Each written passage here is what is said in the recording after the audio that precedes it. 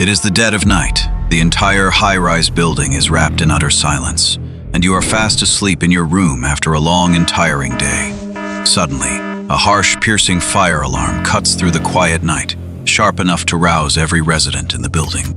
Before you can fully wake up from your sleep, a pungent, bitter, and suffocating stench has seeped through the door crack, straight into your nose and lungs. This is not the familiar smell of burning wood or paper, but the terrifying chemical odor released when plastic furniture, circuit wires, and interior decoration materials are scorched at extreme high temperatures. Your body's most primitive survival instinct kicks in instantly without any thought. You panic and get up, rush to the bathroom for a wet towel to cover your mouth and nose tightly, then run straight toward the stairwell, determined to reach the top floor. You firmly believe that the higher you go, the safer you will be, and you can wait for rescue there. What you never realize is that the moment you have these two thoughts and prepare to act, the god of death has quietly stood behind you, scythe in hand, waiting for you to step into the deadly trap created by your own intuition. Your so-called escape instincts will never save your life. They only lead you straight into the heart of the fire hell. High-rise buildings have a terrifying, natural, deadly mechanism known as the stack effect, the #1 invisible killer in all high-rise fires. Toxic black smoke from a fire never spreads slowly or drifts floor by floor as most people imagine. Driven by extreme heat and air pressure differences, toxic smoke surges upward frantically through stairwells, elevator shafts, and all ventilation passages in the building at a terrifying speed of 3 to 4 meters per second. Think carefully. How fast can a panicked person run in a narrow, crowded, and chaotic stairwell? Even professional sprinters cannot outrun the upward rushing toxic smoke. Every upward step you take, and every hurried breath you draw shortens the distance between you and death. The faster you run, the closer you get to the smoke core, and the faster your life fades away. Vividly picture this terrifying scene in your mind. The alarm is screaming non-stop. The burnt smell is unbearable and suffocating. You walk to the door and crack it open, only to see the entire corridor outside completely swallowed by rolling black toxic gas with zero visibility. Faced with this desperate life or death moment, if it were you, would you follow your instinct and rush straight into the deadly smoke-filled corridor? Or lock the door tightly, abandon the idea of escaping temporarily, and hold your ground? Which fully reveals how so-called fire escape, common sense, kills people silently. A desperate mother faced a sudden fire in her high-rise apartment, holding her young child in her arms. She remembered the fire escape lesson she had learned since childhood. A wet towel resists smoke and saves lives. To wet a towel and protect her child from smoke inhalation, she turned and ran to the nearby bathroom, wasting precious dozens of seconds soaking the towel thoroughly. In just this short time, rolling toxic smoke completely sealed off her only way back.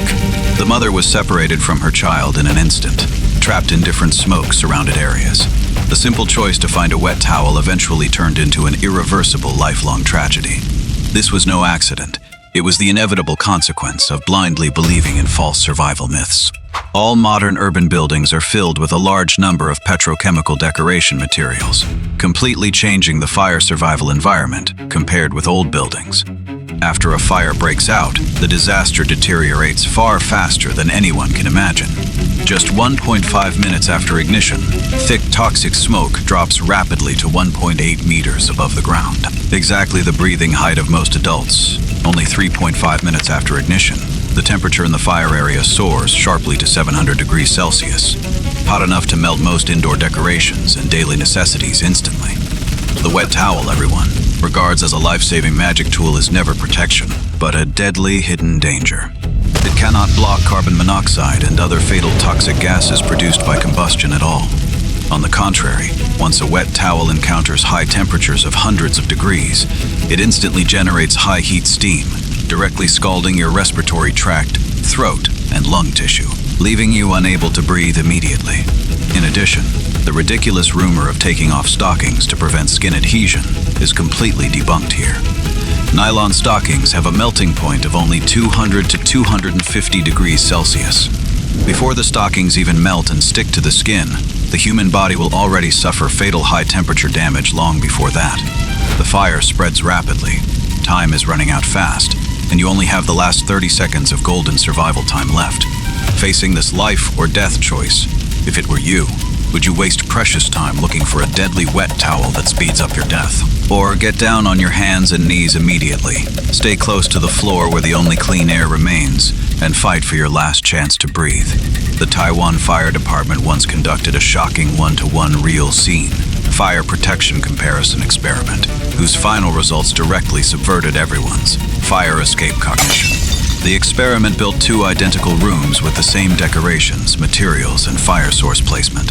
The only difference was that one room kept its door open after the fire started, while the other kept its door tightly closed at all times. After the fire burned for the same duration, the contrast was shocking. The room with the open door was completely engulfed by high temperature and toxic smoke. All internal facilities burned to black charcoal, and anyone trapped inside had 0 chance of survival.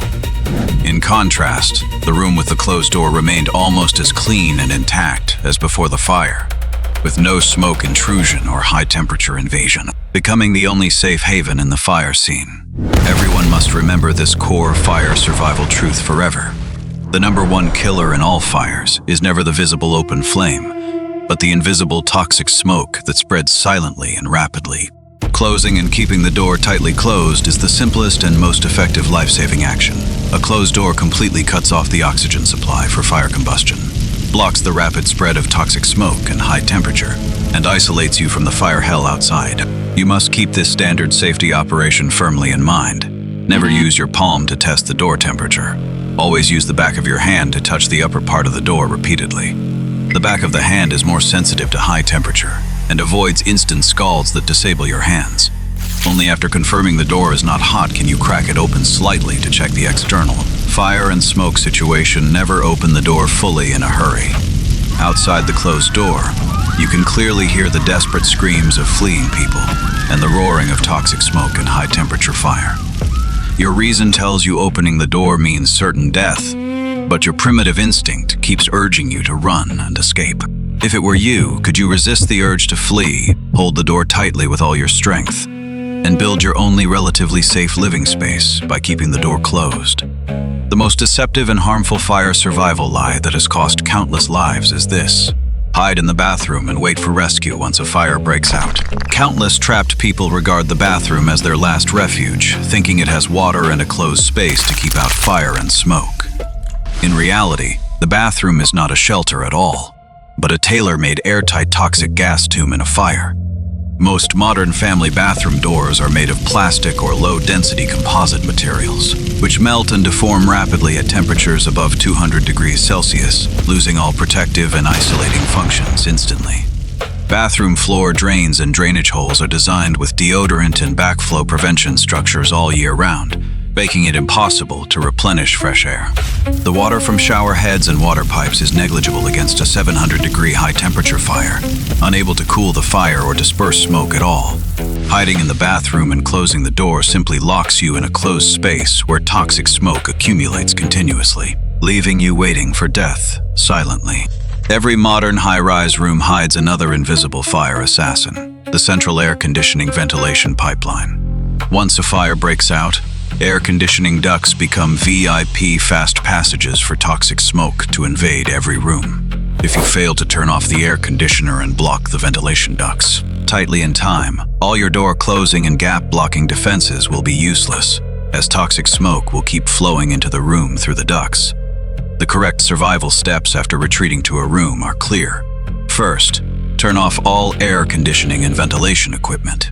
Use clothes, quilts, towels, and all available soft fabrics to tightly block all door gaps, window gaps, and ventilation openings to prevent smoke infiltration. Then continuously pour water on the door and surrounding walls to lower the indoor temperature and delay high temperature from breaking through the door. Toxic smoke has begun to seep into the room through the door gaps. The breathing space is shrinking, and death is approaching step by step. If it were you, would you despair and hide in the windowless bathroom to wait for death, or block all gaps tightly with sheets and clothes? Open the external window properly for ventilation and calling for help, and fight for your last glimmer of survival hope.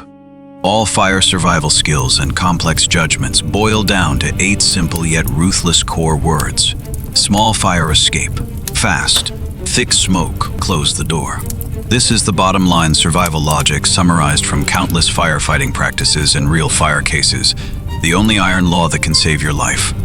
If your body catches fire accidentally in the fire scene, never run frantically. Running continuously supplies oxygen to the flame, making the fire burns stronger and accelerating body burns. The only correct action is stop, drop, and roll. Stop all movements immediately. Cover your face to protect your respiratory tract and facial organs. Lie down quickly and roll back and forth continuously to extinguish the open flame by cutting off oxygen. In addition, remember this fatal falling data. A height of over 10 meters, equivalent to about the third floor, means an extremely low survival rate for forced jumping. Blind jumping is no different from suicide. You rely on correct survival cognition, abandon all wrong instinctive behaviors, stick to the closed-door defense, and survive the brutal high-rise fire safely. Sitting in an ambulance after the disaster, you look back at the burnt, devastated high-rise building in the distance, feeling terrified and grateful. You think the disaster is over and danger is far away, but the cruel cycle of life and death never ends. The camera pans quietly to another corner of the world, to another identical high-rise residential building, where the harsh fire alarm rings again at this moment. A new trapped person who only remembers wrong escape common sense is panicking, reaching for a wet towel, ready to rush out and run upstairs blindly, repeating the same deadly mistake all over again. This is your final choice. The alarm is ringing. Left or right, stay or run. Drop your choice in the comments, and let us see who still has their humanity and sanity intact.